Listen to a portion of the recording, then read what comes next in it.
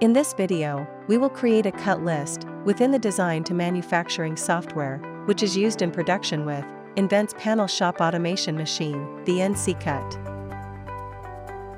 The nCut semi-automated machine optimizes cutting of DIN rails and cable ducts to boost your labor productivity and minimize the cutting waste.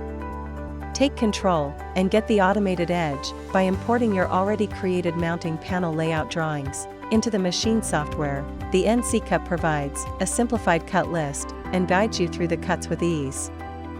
After completing the design for a project in DTM panel and updating the project version, it can be imported into the DTM SQLite database, which enables report generation.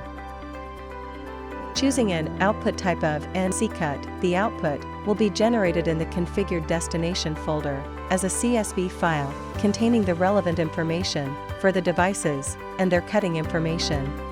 With the higher level assignment, location, device designation, type of material, and length, the information is ready to be transferred to the nCut software.